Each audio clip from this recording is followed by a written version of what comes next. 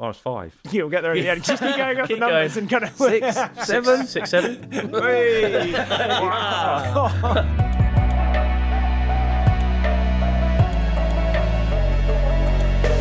Welcome everyone, welcome to episode 44 of the Evo podcast. I'm joined on this lovely fine day, it's not raining for once this year, Henry Catchpole, Dickie Meaden. Welcome both. Thank you very much. How are you all? Very good. Thank you. All good. Very good. All good, Yeah. all been busy? Always. Always. I think Henry's been busier than both of us. So I went out on the bicycle yesterday because it was such nice weather. So, It was. First time in, goodness knows how long. which bike? People are going to want to know now. Waste of a good afternoon. Could be worse, couldn't gone for a walk or play golf. Oh, got golf clubs in the back of the car as well. Specialised Tarmac SL5 S-Works with SRAM Red. So there we go. E-Tap. No idea what any of There you go. Nice. Has Pirelli E-Tap. tyres on it. So. Right, E-Tap, that sounds like something you go into a bar and ask for it. How does Exactly, that compare with Yorkshire, a so rally you don't want to out of grifter? a bottle, you want E-Tap. Yeah. So, Rally grifter, 3-speed Sturmey Archer. Very similar. Very, very similar. Thought so. Yeah. Yeah, it's all just smoke and mirrors, isn't it? This cycling game. I've got a friend to lie down on the road. Dropped me the plank of wood and jumped it. It's kind of... Yeah. Then when I got a drink out of a hose pipe. Exactly. You'd never jump a grifter though, because they weighed about half a ton. Yeah. Oh. Well, talk of weight. Wait. What? Look at me then. You've been driving a couple of heavyweights, which we will get to. Yes. Audi's RS3. Oh no, RS4. RS5. RS5. You'll get there at the end. Just keep going up the Keep numbers going. and kind of... 6, 7. 6, 7. Hey. Wow. What does that mean? No, don't even go. Poor Sam's got to edit this. Other people. It's the first thing it. we've Yeah. said that he's understood in 3 years when we Yeah. said 6, 7. Yeah, Yeah, like, 6, he 7. couldn't. Years have pricked up. I Look asked at him to print something earlier, and he just looked at me with a blank expression. Paper. RS5, you've been driving, I have been driving RS5. Yes. and you've been driving Valhalla. You've both been Yes. driving We have. Aston Martin Yep. Valhalla, which the embargo lifted a couple of days ago. If you're listening to this in a timely fashion, What should we start with then? what should we start with? Well, let's start with something Return of rally. Yeah, something more important. That's why nice you left. That's why Henry's here. He wants to Flaps talk. and square right. It's going to... Yeah, let's start with that because that's actually very timely and quite exciting. WRC is coming back to UK shores. Coming back to Scotland. Aberdeen, Which I is- believe. It's, yeah, I don't think anybody... It kind of came slightly out of left field at the end of the Safari Rally. I know they've been talking about pitching for it, hadn't they, for a while, But and it they seemed needed like some it good was kind local of sort of, backing. they're not doing enough, and it's not sort of, we can't see it coming back for ages, and then just suddenly, bang, there it is, and next year as well, which is kind it's of quick, isn't it? we hadn't really seen. So yeah, really good news. Everyone's Well, very they've got excited. Granite City Rally, haven't they, based in Aberdeen? So I guess they've got a network of stages immediately around Aberdeen. But then I don't know how far I don't south know. into Scotland they're going. Yeah, it hasn't been. I don't think they've done much about where it's going. That'd be Southampton. great. It's exciting, isn't it? We as a country need, or as a nation, need rallying, don't we? I think it's a real shame when you suddenly feel a bit left out and you do kind of disengage from it. Yeah. And it's sort of, I was talking to somebody yesterday about the fact that, we've got all the F1 stuff going on at the moment about sort of people, it's lifting coast here, it's all the battery management, and the same in sort of, obviously to some extent it's kind of, and actually rallying's junk the hybrid, you've gone back to exactly kind of what people want, that, you see somebody going down a stage. Well, and it's it was a proper driving. Yeah. It's it was got a sort of, proper, it doesn't get more old school safari rally as well, yeah, wasn't they're it? All trying the to fix money, stuff and kind of, bits of the car flying off left, right, and centre. Got to read the road. It's not sort of however much video stuff you watch, it's not going to help you kind of No. you get to this Yeah. massive mud hole and then tack and measure. I think that wins in the kind end of- and makes everyone feel good. That so. kind of footage, I know we're all guilty of consuming stuff in bite-sized chunks on Instagram or whatever, aren't we? But even that, the safari stuff was like, holy shit, that's... Yeah. They can't have expected it to be quite No, that extreme, and I because think the it's kind cars were absolutely rooted, weren't they, by the time they'd finished? because of the cars we've got now as well, because they're kind of effectively a spec car underneath to some extent, so it means they can't probably prepare them quite the way they would have done in the past for Well, it would have been a Safari rally, completely so, different Yeah, it would car, have been a wouldn't it? bespoke car, wouldn't it? Just for Safari, and probably left there in bits because it couldn't do anything else. Much No, saying heavier, I actually, guess, and more sturdy construction. Yeah, and they were saying the WRC 2 or Rally 2 cars were actually standing up to it all much better because they're a slightly tougher design Yeah. in some respects. But Yeah, that Kenya footage looked. Well, it took you back. Sound like old farts, but it took you back 20 years, didn't it? Of yeah.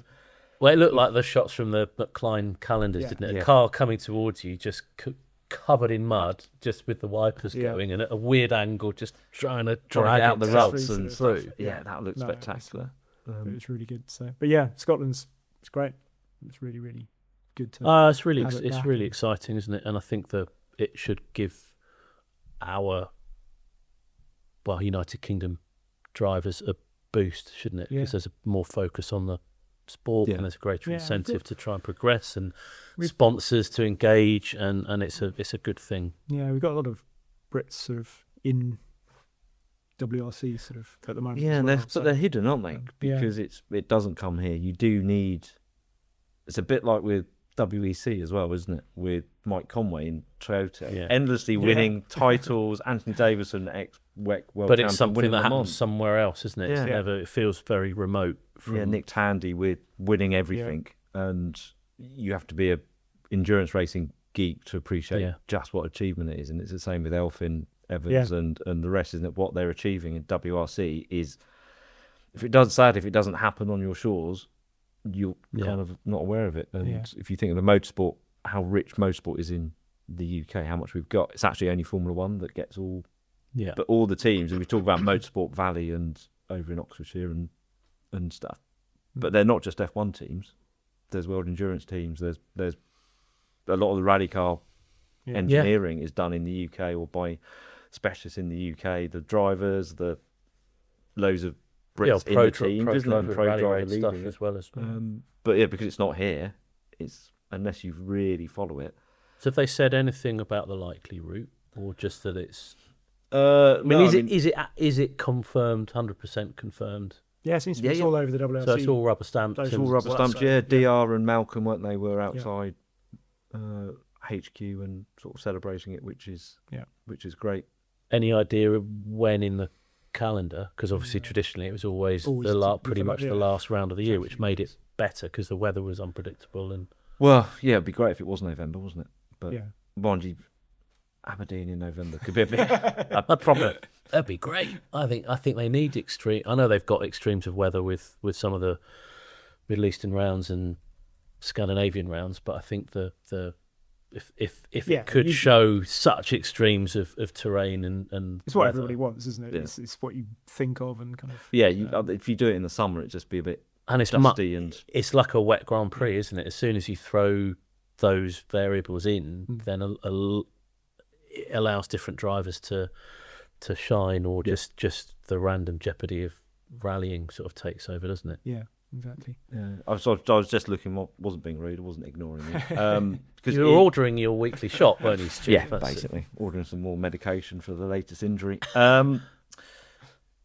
WRC coming back, but there's still no wet ground in the UK. ELMS is returning to Silverstone, but again, it just going back to that point, doesn't it? It feels that missing a trick really. You've got Silverstone sat there has 1 week a year of a big blue ribbon event. And I know there's touring cars and is it still called Silverstone Festival or Silverstone Classic or Yeah. Car Fest or whatever Yeah. it's called now. It's Car Fest this year, isn't it? I think, but But you feel whether this is Motorsport UK, who sort of obviously with the world of politics of interfering with motorsport, of where rounds go and where races and events are.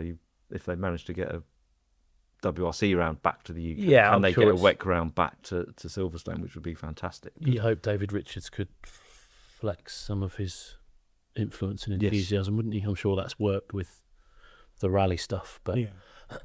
for Motorsport UK to have some sort of push towards lobbying for rounds. I don't know. It generally comes down to money, doesn't it? Yes, it comes down to money, and he's prepared to support it, to put it on, because these things aren't cheap to put on. It's not.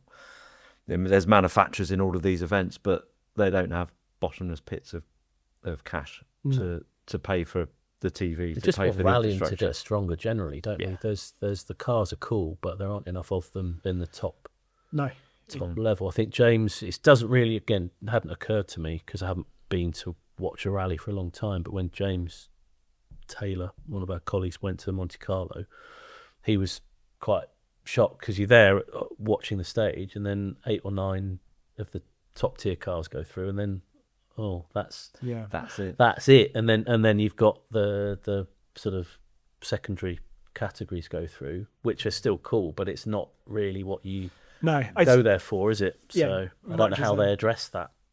No, I mean the new set of regulations coming out is what that's aimed at, sort of bringing more manufacturers in, because it's not in a great state at all at the moment. You've kind of got the new regs. Sorry, the new regs got a price cap or a budget cap on them, because that's always going to be but the cars get so complex, only a manufacturer's team can afford to run them, so you don't get that trickle down. I think that's why they stripped the hybrid out, wasn't it, to reduce the complexity and cost. Exactly, and it was because that was a part you had to buy in. It was a separate. You can develop your own, so it was plug and play, and that wasn't really reliable enough, and drivers getting annoyed because it was out of their hands, that this thing they had no control over was letting them down. So there's been a lot of back and forth about what happens now in terms of just making the cars simpler, because that's what seemingly everybody wants. Standing at the side of the stage, whether it's one of the Rally 1 cars that goes past or one of the Rally 2 cars, if it's a field of Rally 2 cars, you don't really notice that much of a difference, because you sort of as driving the wheels in, off it, then you're as invested in the driver as you are in the car, I think, aren't you? Exactly. Rally. So, and if all the cars are the same, they're all going to look equal pace, aren't they? It's the same as if you were at an endurance race. If they're a field of LMP1 cars, they all look the same and they sound the same, and they're all going. But if they're all P2 cars, they're still going to look. Or GT cars. They're still GT cars at the Nürburgring still look spectacular, isn't it? You just need that. You don't want that big. Here's Rally 1, and then here's the rest, because the transition is too big, isn't it? I wonder if the problem with rallying is it's going to sound like an old dinosaur here, but there is no relevance even with a Yaris. There is absolutely no relevance to a road product, when actually they are the only sort of world level motorsport category that are road legal cars, aren't they? So, which again, you bring it back to Rally 2. Well, they're based on fundamentally a road car. It should be something, But the road car, there isn't a derivative of a road car that you can pin on it being the same as a Rally 2 car. There is a Fabia 130.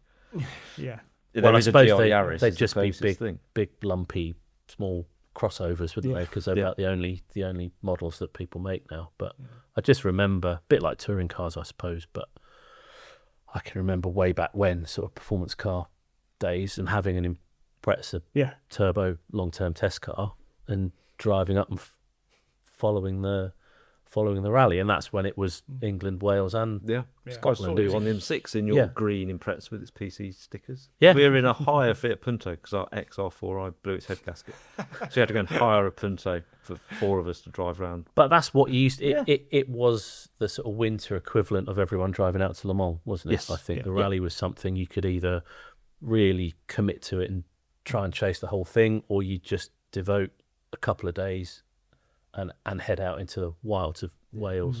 But it wasn't it? There was like a convoy of you had Porsches and Lotuses and Ferraris going to Le Mans in the summer, and then you had all the Escort Cosworths, Sapphire Cosworths, Imprezas, someone who'd those that had imported Evo 3s and 4s, all going up the M6 to Chester. You could spot people a mile off, couldn't you? And the whole, I hate getting up in the morning, but I used to love the early start. Try and find your way to the sort of stage entry, and then walk in, get far enough in before the marshal started telling you to, and then you'd wait, and then you'd hear a car, and then it's a proper mini adventure. Such an evocative thing. Well, to we do. used to, before we had the luxury of taking someone's dad's XR4i 4x4 bike, I can't remember, red anyway, blew up, left us stranded in Scotland. That's the key factor. That's the key factor. Yeah, that's why I do so well. We used to have a diesel engined, as they were, Series 3 Defender with a canvas back,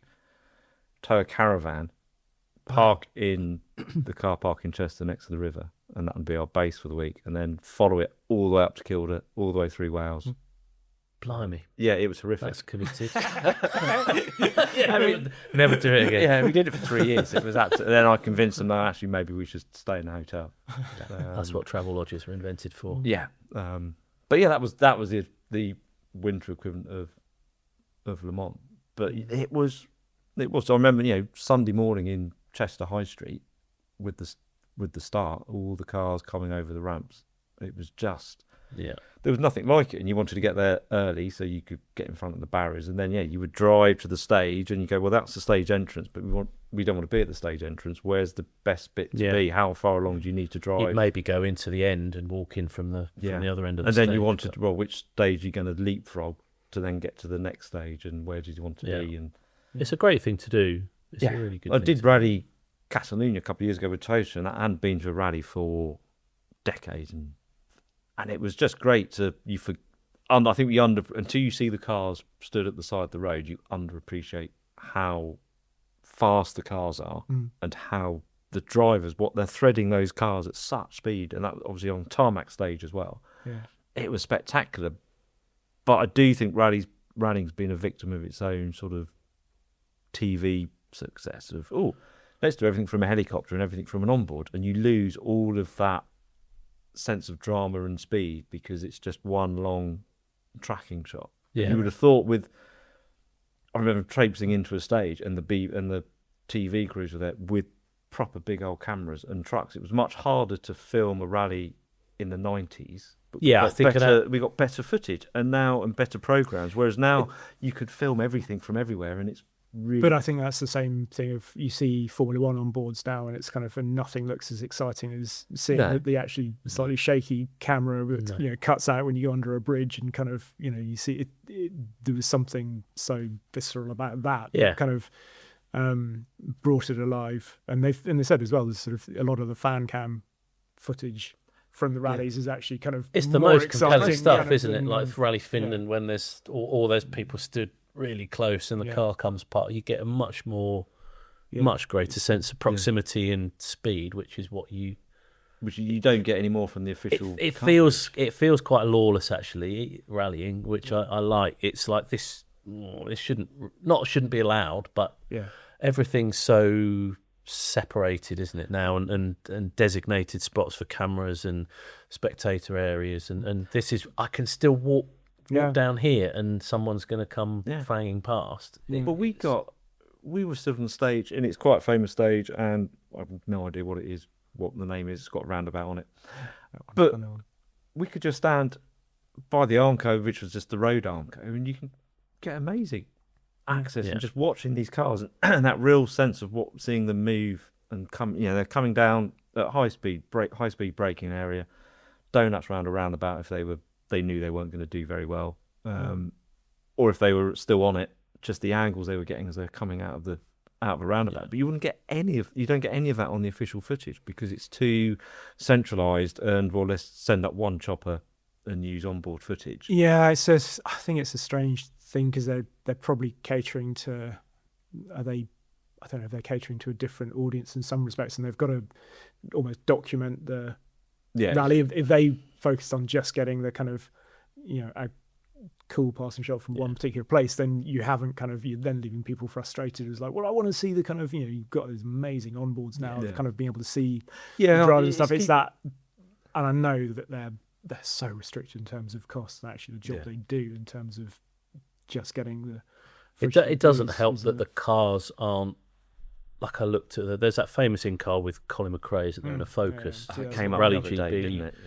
Yeah. And the cars were so much looser, weren't they? It was like really big steering inputs and having to do a lot of work to make the car change direction, and the just the whole thing looked really totally on the edge in a. I can't even interpret exactly what he's doing. And then you look at the modern stuff, and it's blisteringly fast and ultra precise, isn't it? And you can't believe the speeds they're doing and how close to stage times are over such long distances. But the cars are the absolutely planted, aren't they? Well, that's how they appear from the angles you get.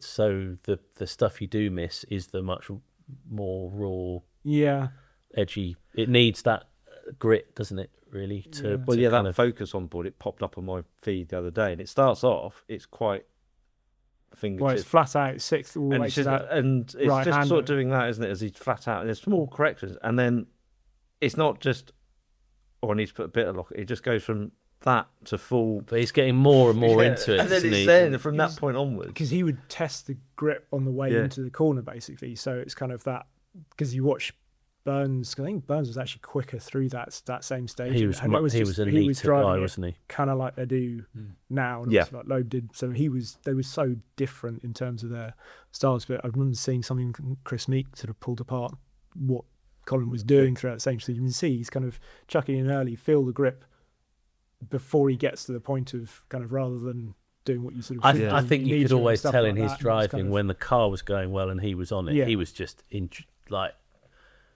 obviously he wanted to win the rally or win the stage, but he was having such a brilliant time. It's like, oh, this looks like a good corner. I'll bung it in here, rather than trying to plot the neatest possible this is line. going to look spectacular. I think that's that junction. So that's what you kind of miss, because all of those characters are still there, aren't they? I think Oliver Solberg is probably that kind of slightly unhinged, brilliantly quick driver who will, if he can win a stage and entertain people, he will do that. But if he can't win a stage, he's just going to entertain. And I love that. And I think it's a shame the cars don't allow people to. Yeah. The difference in personality and style. I think Calais was the same. With that. So. Yeah, it doesn't have, the cars don't reflect the characters of the drivers, do but they? It's the nature of them, isn't it? With downforce and everything else, it's that they encourage a particular way of driving, I guess, just like any modern racing car now, isn't it? GT3 cars or LMP cars. The F1 cars move around a bit, but that's because they look horrible to drive at the moment, don't they? And I still think they move around way more than kind of, it's, that was my point. I think on the footage you don't see that movement as much, because that much lock when you're absolutely flat out between barriers is a lot of lock.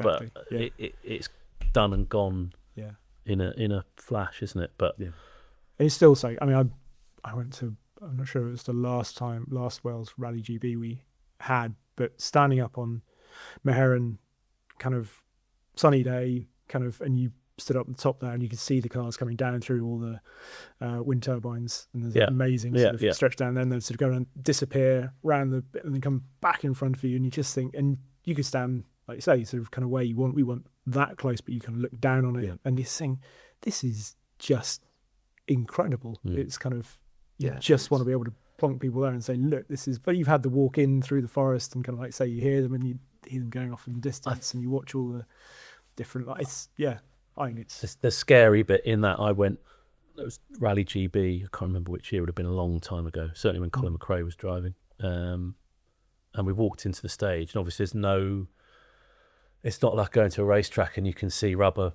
line, to see the line, so we're walking in, and there wasn't really anyone around, and I thought, there's a really, really, really long, it'd be fast left hand corner with a camber and a bit of a ditch, so we were tucked right down in the ditch on the inside, because you think the inside's safer than the outside, until the first car came through, which was Colin McRae, and it was, the whole car was pointing at us, brilliant, fully lit, and it was like the weirdest. You could see his eyes looking through the corner, and then for the briefest of moments, he must have seen us going, and it was gone and through. But we were pretty much right on the apex. Yeah, it still makes the hair stand up on the back of my neck now. But it was sketchy, but you'd never stand there if you'd seen a car go through. No. But bugger me, it was literally where we were stood, because we'd thrown ourselves up on the bank, and where our feet were, the inside front wheel was literally about that much, and we're like, that was great. But I think we'll move now. We're scurried further up the corner, but you only get that with rallying, don't you? Or maybe the TT or something. Yes. I think the TT is probably the only other thing where you get that point blank sense of what's going on. Yeah. But we need a road trip, don't we? We do, yeah. 27, we need a road trip. I mean, there's rallying in between, still if you haven't been, there's still British Rally Championship going on, isn't there? That's still Yeah. that's been. And hopefully been that will get a growing. lift now, kind of with Yeah. that, and obviously. Yeah, cut your teeth on some British rallying this year, but yeah, next year I think it should really be in everyone's diary as the event to go to. If it means sacrificing something else, but we're going to pick it up now, and it would just be a damp squib, won't it? Literally. And is the one thing. It's the one sort of you've got amazing stages up in Scotland. You just hope people do go up there because it makes it obviously that little bit more inaccessible. I think so. I think there's a I think people will pent up desire to see top level rallying in the UK, isn't there? So and you can make a trip of it, can't you? Because there are so many great locations in Scotland on the way once you get over the border. Yeah. So you can make it because the rallies are quite condensed now. They're not Sunday to Saturday anymore, are they? They are quite condensed into like 3 days, three and a bit days, aren't they? So, but you can make a good week of driving around Scotland and catch up in rallying. That'd be fantastic for next year. Yeah, they haven't announced the dates, but hopefully it will be soon. Yeah. Well, rallying perfect segue into one of the cars you've been driving. You've got a great rallying back catalogue. You're not talking about the Aston Martin Vantage rally car? No. No, okay, right. Okay. Yeah. Audi? Audi RS5. Yeah. So, come on then. You're one of the few that have driven it because Audi have quite a strange launch program for that car. Yeah, it was odd. Yeah, drove it out in Morocco and very few people got to drive it. But it's heavy. Yeah, 2,370 kilos for the Avant. It's about 15 kilos lighter, I think, if you get the saloon, which looks really good. I haven't driven. I drove it very, very briefly. But saloon is what was a Sportback, isn't it, or is it a 3-box saloon? No, it's more of a A5, 3-box. So it's definitely saloon. It's not the kind of, because the RS5 Avant is more of a kind of, it's not quite such a sort of boxy estate as the old RS4s were. So actually it's got less boot space than the old RS4 because it's got the batteries under the boot as well. That's what we got you on for, to discuss boot space. Exactly. Yeah. I knew it's for your golf clubs and your bicycles and your watches, obviously. Yeah, all of them. But I think it's going to be one of those cars that owners will really like because it still does that Audi RS thing of being, I think, a great car to live with. And somebody clearly at the very early stage went, right, this is going to be a hybrid. And I think what they've done well is actually go, okay, so if it's going to be hybrid, we're going to give it a proper amount of EV only range. So it's 54 miles, which are very achievable. We actually did use it because we were so low on fuel that we had to come all the way back down to Marrakesh. Or wasn't the PR EV around to refuel it for you? No, It's so annoying with that. We were so late at night, I don't think anything was open. But it was, so you've got that, which I think, if you're going to have hybrid, make it usable, unlike the C63, which didn't have a big enough battery to do that. It was all about performance. Yeah. And I think in something like the RS5, you've got to, if you're going to have hybrid, make it useful rather than just about the performance story. But then they've used that to then have this clever new torque vectoring rear diff, which they couldn't have done without having hybrid because they need the 400-volt architecture. Right. This rear diff's got this its own separate electric motor on it, which is 10 brake horsepower and 30 pounds-feet torque. So, and it can then torque vector properly and push the torque whichever way you want, on and off throttle, and kind of do all the clever stuff. So it's they've made the best of it being a hybrid, I think, and kind of address both ends of the sort of the spectrum with it. If it's going to be practical performance, right, well, we've given it some practicality and we've given it some performance. Yeah. So that's the but you can't get away from the fact that it is chuffing heavy. Does it feel? I mean, we go on about the weight of all modern cars, and then I have to sort of put that caveat. Well, actually, it doesn't feel that heavy because, but then all the technology in it is masking its weight, isn't it? Exactly. It's at times you can feel the weight because you can't go away from that, but it brakes really well. Got good pedal feel.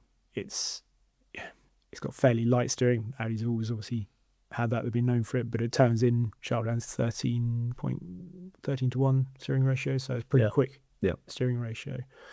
And you've got a new rear diff, so it's got good balance. So it's quite stable. Yeah. Under braking and when you're moving around, but agile when you. Yeah, and it's slightly sort of, it was, so we were in Morocco. The roads out there are pretty polished and slippery anyway, so it was always going to move around more easily on those sort of roads. We did do a little thing on the Marrakesh track. There was like a big kind of looked like a car park sort because of. it basically is, because it was like originally a street circuit. It was Formula E track, and they gradually sort of made it more and more permanent, which really doesn't look permanent. And we did some.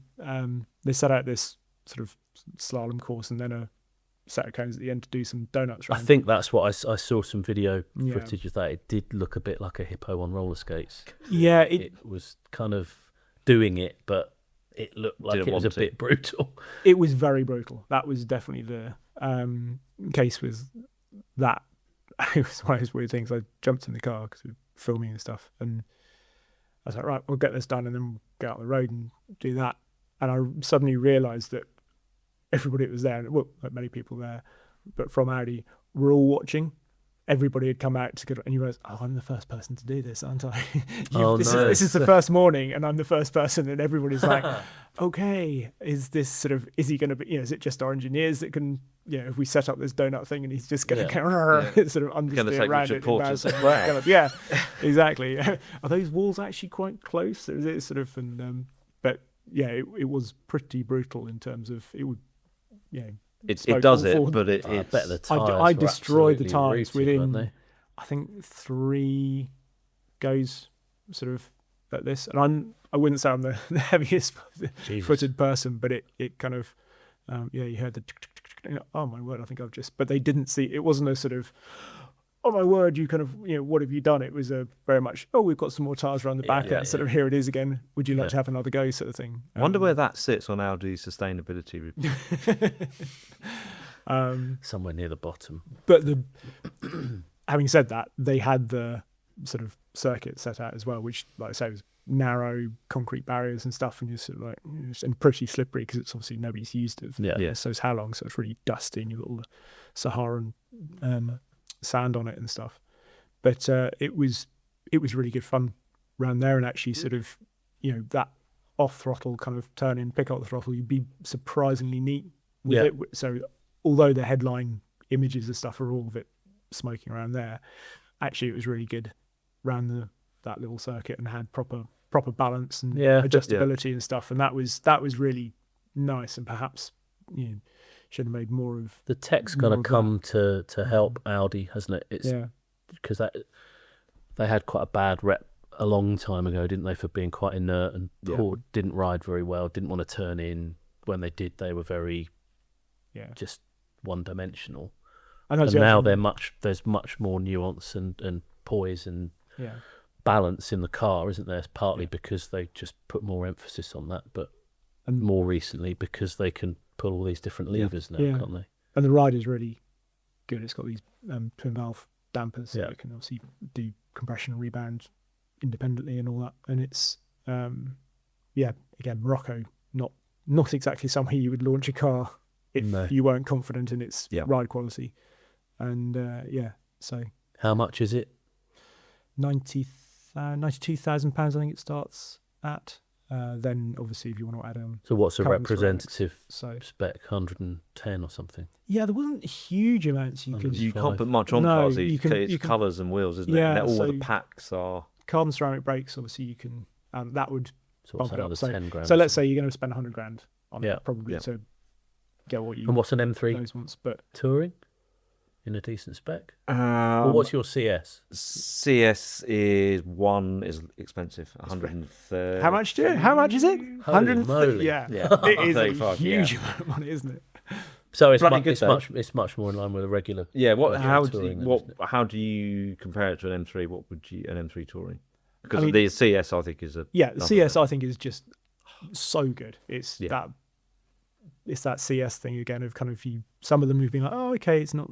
Is it really sort of justifying? I think I said on another previous episode, I think the touring of the M3 and 4 CSs that we've had, the touring is closer to the original M2 and M5 CS that we rated. Yeah, but I think there's something about the touring generally, isn't there, that's actually quite likeable. Because I drove more likeable. Yeah, I drove them on there was a BMW day a while ago, and I hadn't driven a load of stuff. I hadn't driven an M5 actually, and I went down, and so I jumped in all sorts of things. Jumped in the standard touring. I was like, oh yes, it just feels right straight away. You sort of think this, and then you jump in CS. Like, oh my word, they've done the CS thing and kind of. Well, the touring has got it because it's got the M4 cab rear subframe. Bracing hasn't under it? the floor. It just seems to elevate it above the standard saloon and coupes, doesn't it? And then the CS. So you still think an M3 touring?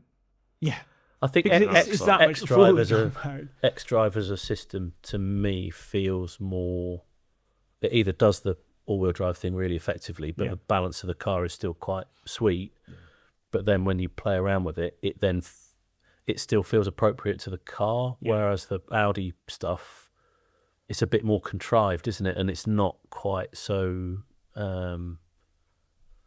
It's not inauthentic, but it's just a slightly odd fit, isn't it? It's exactly. The BMW does feel more natural, and kind of just in its responses, and kind of and feels lighter, which is ironic because it's and that makes less of a problem, I think, in the touring, because you look at it and go, well, it's a touring, so therefore it's going to be heavier anyway. So there's some slight sort of mental gymnastics going on there, I suppose, with the numbers, but you still have a BMW M3 touring. But to your point at the very beginning, the people that want an RS5, or if you're living with one every day, actually, it's not something that's going to disappoint you and frustrate you, is it? No, and in certain situations for certain people out there, if you can charge at home overnight, and you're probably more likely to use the EV-only hybrid aspect of an RS5 than you are the handling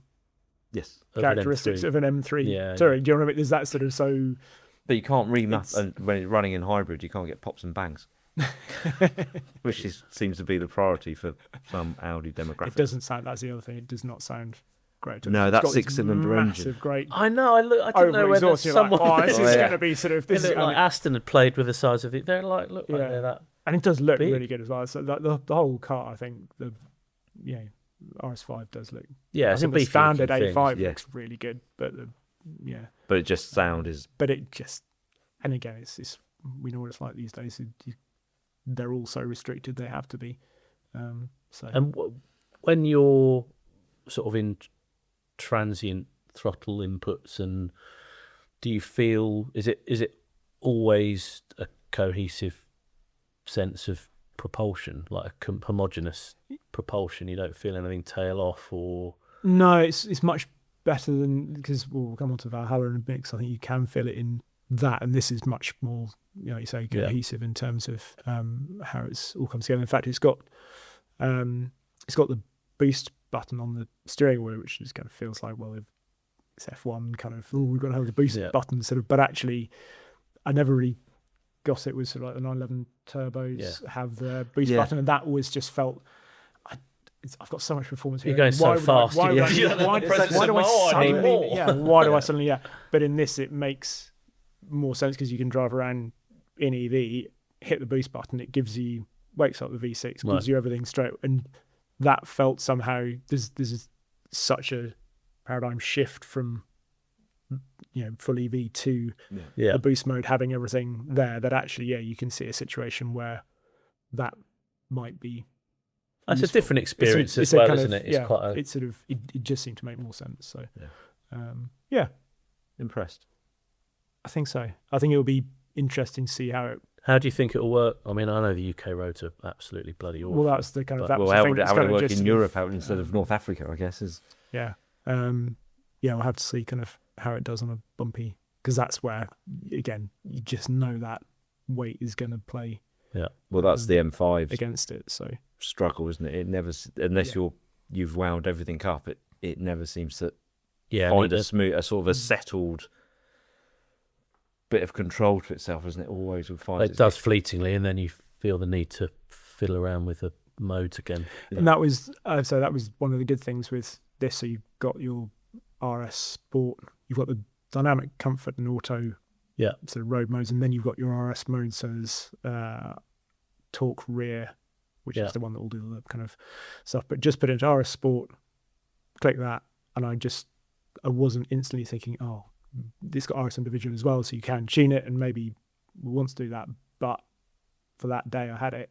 Yeah, pop it in RS Sport. That felt like, and you can have that, and then back the where does that sit? Yeah, so you can have RS individual, so you can Okay. kind of then tune it how you want. But if you just go with what they've Well, that's good, said, because which those is pre-prescribed settings sometimes can always leave you after a while. You think, Exactly. I still need to go into individual and knock it back. I think the UK the standard thing is to have a slightly spicy powertrain and the softest dampers, unless you're going quickly, and then you go up one, don't you? But some of that I remember sort of with certainly some of the BMWs, you spend the first little while just sort of, it's not a bad thing. You definitely feel like, okay, I want to find the you've sweet got spot because in you've got this. braking, you've got Yeah, regen, you've you've got got so- steering, So you've got and it's in like- there. Yeah, it's not a case of it never feels comfortable, but you can find what works. I think for it's the you. knowledge that but- you can adjust lots of things means you're always thinking, well, I think it could be a little bit better, and Yeah. so your But brain like never pre-prescribed settles. ones never quite feel No. right. Whereas this one, we're like, okay, well that's fine. It seems to be doing Yeah, well, that's kind of what I encouraging. want, which that's good. is good. So, Good stuff. there we go. We haven't got any John. They have no John Barker today. So you have no biscuit. No. We're still going to have a quick break, and then we will be back to talk all things Aston Martin Valhalla. So we'll see you in a couple of minutes.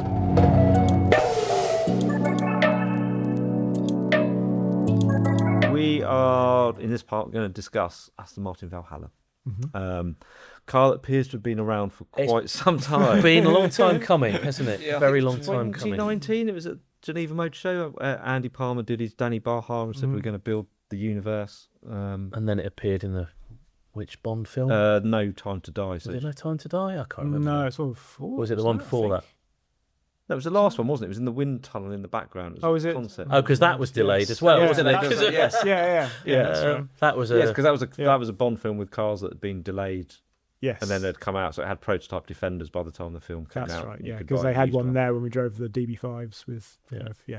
Yeah. strange times. Strange ones. Yeah. So Valhalla. So it's nothing like it was when it was first. It's conceived. changed considerably, hasn't it? Because Yeah. there was a change of management and change Well, I think of engineering. How many lead. CEOs have they had? They're on the third CEO since that car was. Yeah. Yeah, Well, it was wouldn't Andy? and Andy was in charge when they had announced it, but that's when they had Valhalla and they had Vanquish concept, which was the baby mid-engine car, which it is now. Because stylistically, it's kind of what we've got now feels like it's much more somewhere between. It's like a those two, morph of those two. Because that was cars. also Valkyrie Pro was at Geneva, wasn't it? Yes, it was. Yeah. So they showed the whole family for the design language. Yeah, it was a big Yeah. push to And the create Gonda was mid-engine. at the back of the stand. Yes, that's Electric right. Yeah. Gondas, wasn't it? Yes. Everything. They literally were going to. Yeah. Yeah. Don't think they were. Well, There's a kitchen sink in there somewhere as well. Yeah. I think you can still buy one of those, can't you? In Aston Martin residence. No, it's it's been through many iterations. Yeah. Was that the submarine as well? Or was that later? There was an Aston Martin submarine at some point, wasn't there? The We're going submersible. off topic here. We again, are. aren't we? Sorry. It was wild times, wasn't it? There was, yeah. Yeah. cheese dream of a product strategy. the pre-IPA, we can do anything, give us your money strategy. So Valhalla then. Where did you drive it? What was it road, track? It Both, was wasn't both, yeah. Navara. Navara, and then the roads near there, which are endlessly amazing. Yeah, there's some That great roads northern- up there. Yeah, northern Spanish roads, and it was very good. It was Okay, thanks for that. it's Right, a so weird price point. I think 'cause that's one of the big things with it. I think has been coming into it. You don't quite know where it's going to sit because it's this £850,000. It either I think seems it is, so- expensive yeah. or it seems like they haven't charged enough. So it's sort of you don't know. sits in this. Yeah, well, I think James, our deputy, he was speaking to Adrian Hallmark, and one of the things he said when he came in, it's too cheap. yeah. He thinks they should be charging more for it. But there's that thing: is it a F80 competitor, or does it sit at the top of the supercar. It's sort of scale. Yeah. And it's that curious thing where we've got kind of, it feels like that sort of, well, anything over 1,000 horsepower now, I don't know, to my mind is still kind of. But just that's feels, the point of entry, isn't it? Yeah. Now for a certain category of car, I think it's a hindsight car, isn't it? It'd be very easy to say we should be charging more for it, but that's now knowing how good F80 is and then how good Revuelto is, but they're very different cars, and you can see why one costs this and one costs that. What blew my mind actually was how much a Revuelto is when you've spec'd it with stuff, because it's like 400,000-ish. The one we had on Car of the Year was 750 grand, wasn't it? Something like that, yeah. They had 15,000 euros worth of car mats A Ford Fiesta worth of because it was like a triple option car mat or something ridiculous. But so when you now, having driven it, prior to driving Valhalla, I wasn't sure quite where it sat and what it would be, but knowing how much Revueltos are in a fancy customer spec, I think the Valhalla is a league above. I think it's a league above Revuelto.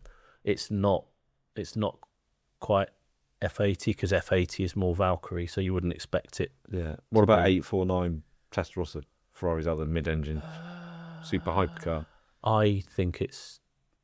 I need more time in the Ferrari because we had terrible weather and I didn't get much time on the road. But I think again it has more about it, and just the construction of it, carbon tub and much more aggressive and influential downforce, and the kind of shifting character from the mildest road mode to the most aggressive track mode. It's got much more bandwidth, I think, than the Ferrari. So again, I think it justifies the sitting in it's almost created its own niche. I mean, I guess you'll be able to spend a fortune with Q on a Valhalla as well, won't you? But I'm sure. Yeah.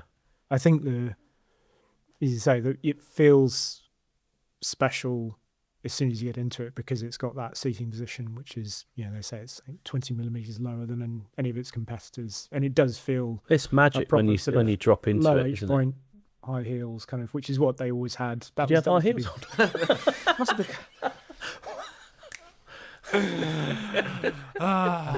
great. Sorry. No, it is you open the doors up and the interior is really, again, it's a special thing to sit in, and clean and expensive looking and feeling. You get a great view. So it ticks all those kind of supercar, hypercar boxes. I don't know. It feels like mini Valkyrie, doesn't it, in terms of that sort of view out? I was going to stuff, ask, is there any connection with Valkyrie that you feel?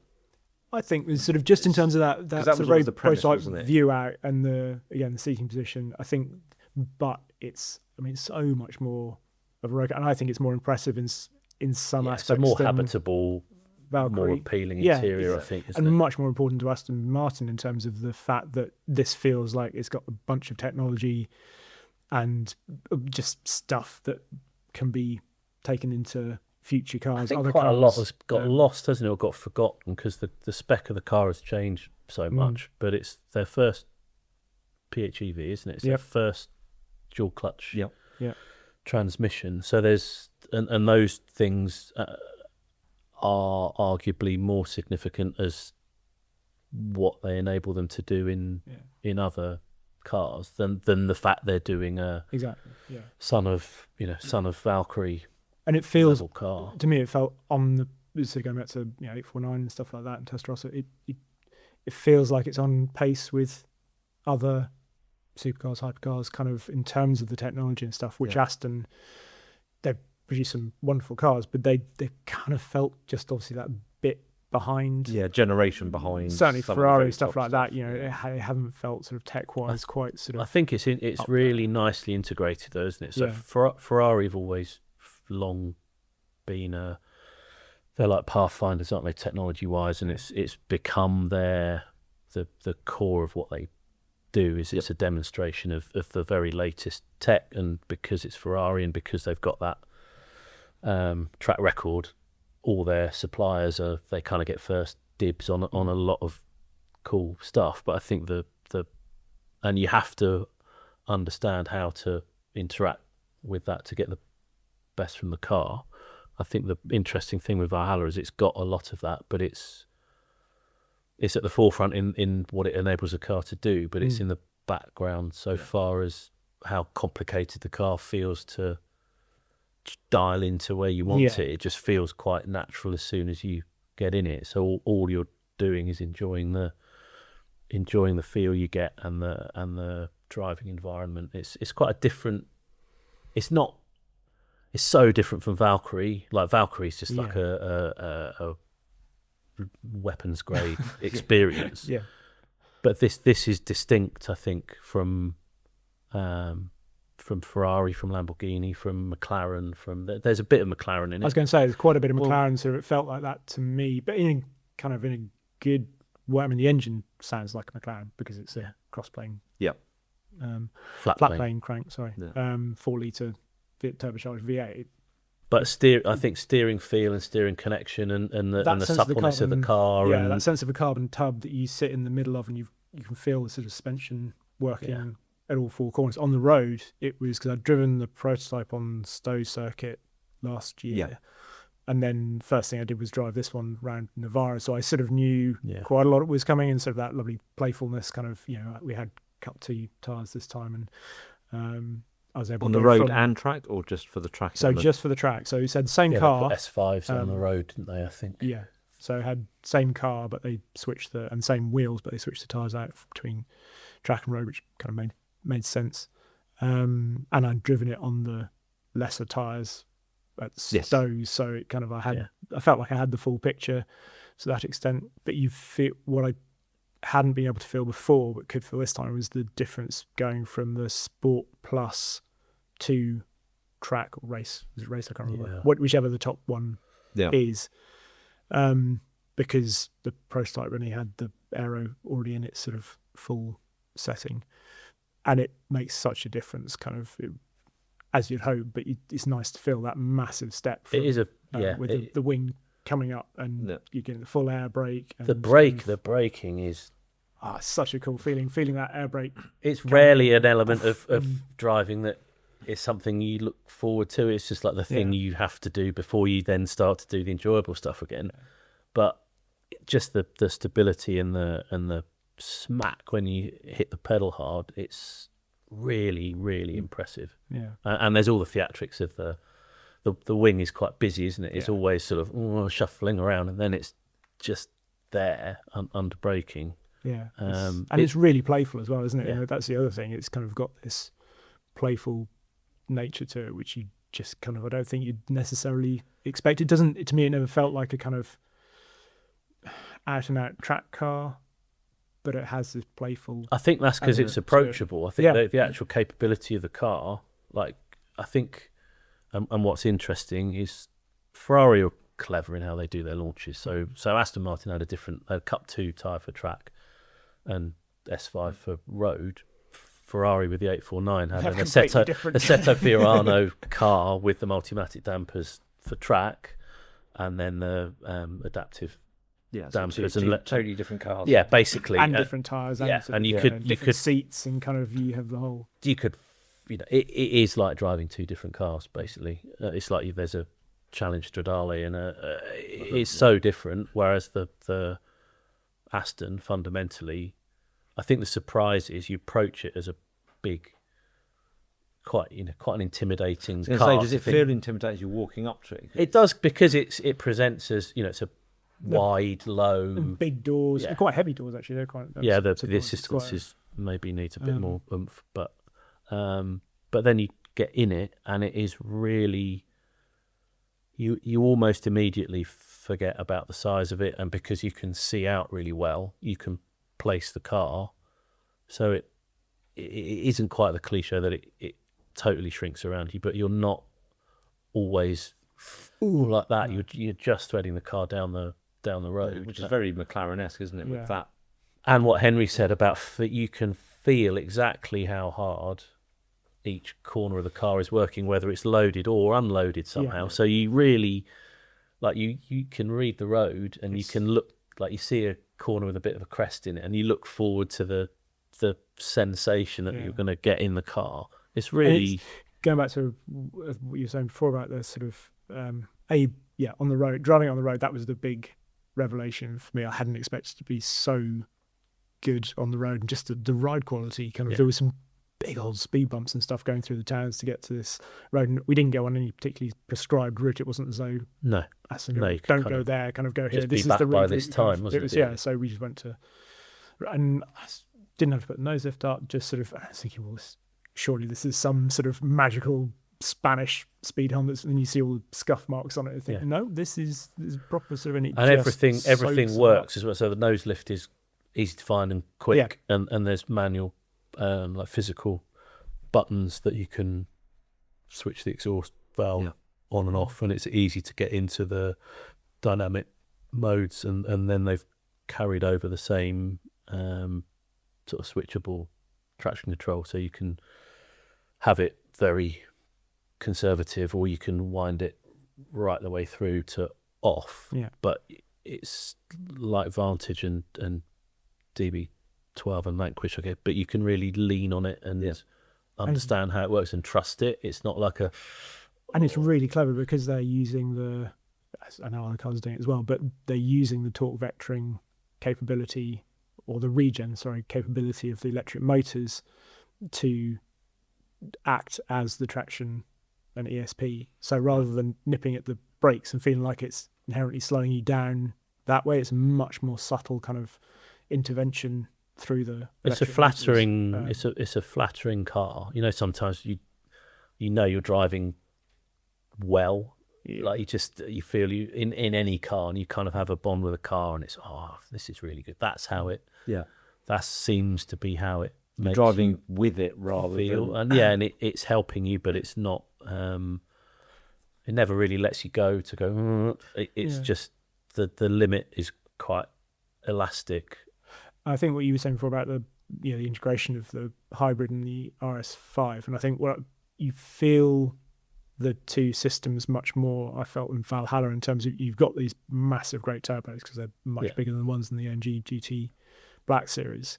So there are times when you can have that higher gear, get on it, you have the electric motors, and then you're still feeling the kind of the turbos spin up behind. But I felt like it felt like character in the car. It didn't feel like it. At times I felt like it can be frustrating. And fine, you initially, but you're just learning its behaviours, aren't you, and what it does and how it does it. But I think you describing it as like character rather than a flaw. I think that because you feel the torque steer off the front axle as well. You can feel it working, can't you? Yeah, what it does. Which is but it's quite nice because it feels like it's proper feedback rather than just something that's kind of rather than doing something because it needs. I think that's quite telling about the headspace that you're in when you're driving the car, because if you inherently feel like you haven't fully bonded with a car, then you always see those things as flaws and things that annoy you. But if you're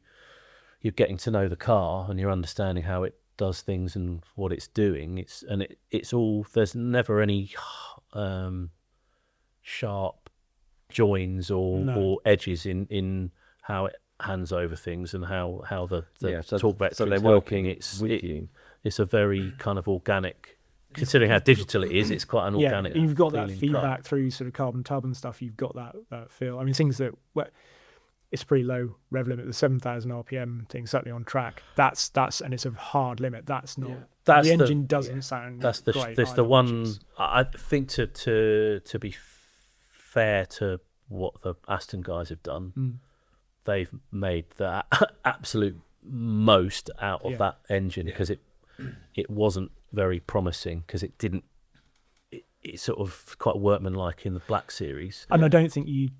The other thing is, I don't think you drive around as you certainly did with the early Vantage with the Mercedes engine and stuff. You drove around thinking, well, this is an AMG engine. I've got sort of I think they're allowed. They've done. Engine, whereas now it's they can open them up and, they can do more, actual proper hardware changes to them. In the same way, I don't think you ever drove around in a Zonda No. thinking, oh well, it's got This the is out of an Mercedes. Yeah. Exactly. You don't sort of like I say, it reminded me more of McLaren than.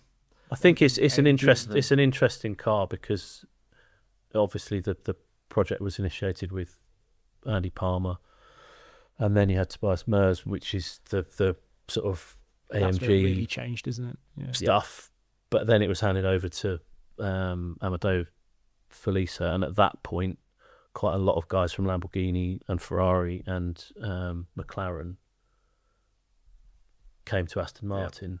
I think one of the interesting things about you talked about spec earlier on Valhalla, and actually in terms of the looks, I think it again lifts it above others. It does have that sort of mini hypercar, particularly when you've got the big rear wing up and stuff. But talking about Revuelto and how much you can option it and stuff, I asked Barrett Reichman, who's head of creative Stuff. design, sort of Head of the look crayons. kind of exactly.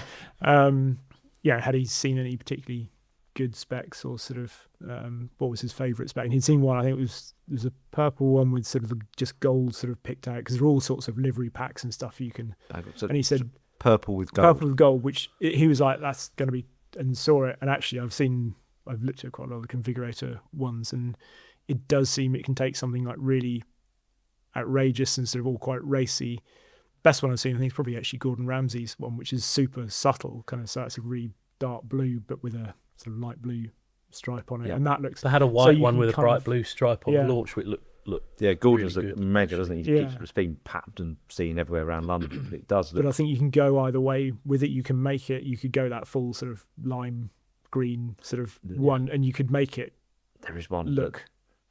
Is it blue and orange, trying to look like golf colours? Yes, that maybe one doesn't launch and work. Kind of, Possibly. Yeah, I'd say could we not have that one? Yeah. For various reasons, but it was. But yeah, I think it's quite a clever car like that. You can. And interior wise, you can have chopped carbon finish on the tub, can't you, on the inside, or regular weave, and there's different bright work finishes, and it's just, and all the watt switches you have, the rotary controller, and that was one thing actually. I think the interior seating position stuff aside, I did feel like the interior wasn't kind of. It's those two screens. It looks like you got a buy one get one free kind of. It's quite exactly it is quite plain, isn't it? It lacks the for that money. occasion, I think it's maybe, kind of, but it's a different kind of Lamborghini. You've got the shock and awe stuff squared away, haven't they? So you don't want to do all the trigger guards and all that kind of stuff. And Ferrari has a very distinctive look as well. McLaren, so I think McLaren's quite minimalist, isn't it? It's screen that you don't use because it never worked, but you've just got they've gone down that pared back. Here's a steering wheel with no buttons. Here's an instrument pack that's very clear and nothing on it. And I think it's screens, isn't it? It's flat screens generally are very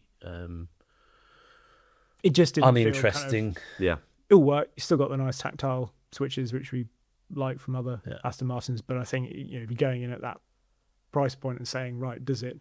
The exterior looks like it's worth it. Interior to me, apart from the seating position, maybe doesn't quite live up to that. But what does it sound like? Because you mentioned on the RS6, comparing a family estate car with a supercar. What that was the thing that let it down. What on the Valhalla? Inside, there's a little bit of P1 about it because you do hear it building boost and releasing boost pressure, and you've got to be going pretty quick to kind of. It feel like you have to get everything pretty hot to kind of and go for it. But it has got some character, hasn't it? And I think really early, there was some early development footage of them, and they were whisper quiet. This one at least has some. I think mechanical drama when it fires up. It's not like a Revuelto or anything. I think that still is very, very hard to beat, isn't it? But it's definitely it's not Revuelto. It hasn't got that spine tingling kind of soundtrack. Yeah. But they did say because it's got no mufflers on it at all, so it's got these four exhausts. It's got the top. So the lower ones are valved to keep them quiet, but the top two aren't valved because the pipework is so long that it comes out, splits to the lower ones which are valved, then goes all the way back up through another 180 degrees before they come back up the top. So the pipework's so long they don't need the mufflers on it. So all you're thinking at that point is, well, surely somebody's just going to go, we don't need that much pipework up there, and we'll just go sort of angle grinder.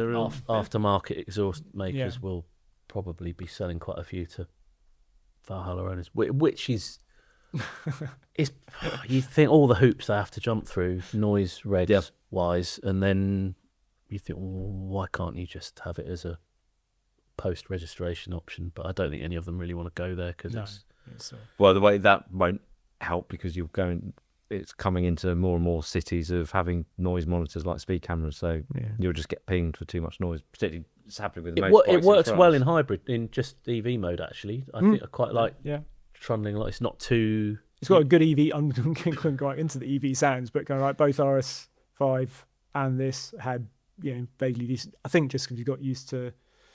Well, going back to WEC and stuff, those cars, it has getting that used to that race authentic car, kind of which is at least that sort of zizzy pit lane acceleration, not just something made up. So there's something like that. But it cruises well on the motorway. It's not, again, Valkyrie's absurdly noisy. Yeah, but I think not that you're going to go on a long journey because you're going to have the RS5 behind you. Well, to take your luggage because you've got any luggage in them. Nothing because the front nothing.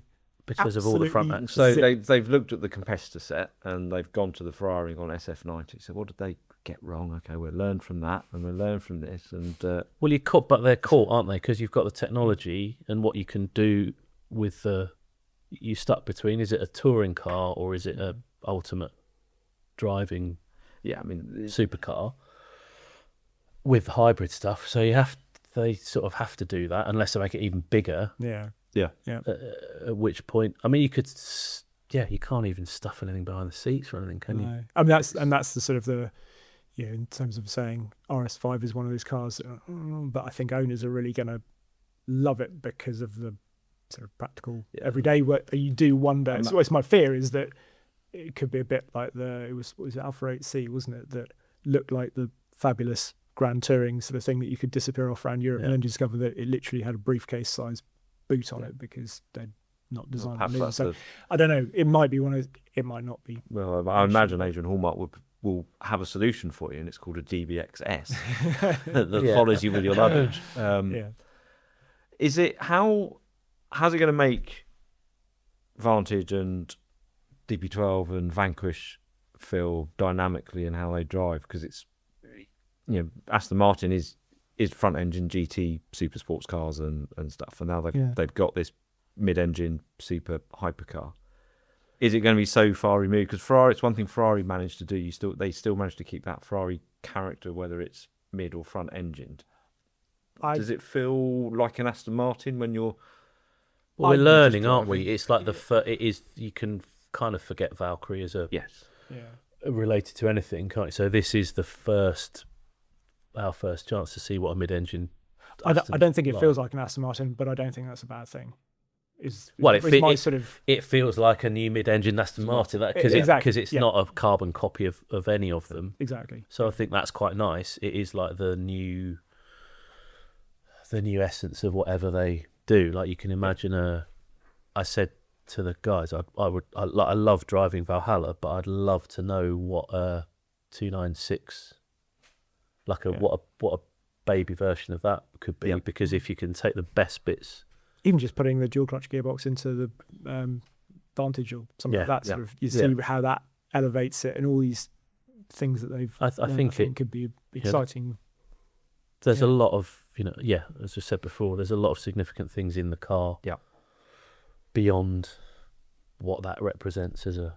I mean, I don't know. Is it a supercar? Is it a hypercar? I'm increasingly confused. At the end of the day, it's somewhere in the middle, doesn't it? That's the truth of it. It does exactly, it is above. Well, they're all doing it, isn't it? They're all positioning themselves slightly away from anything that you would consider a direct competitor.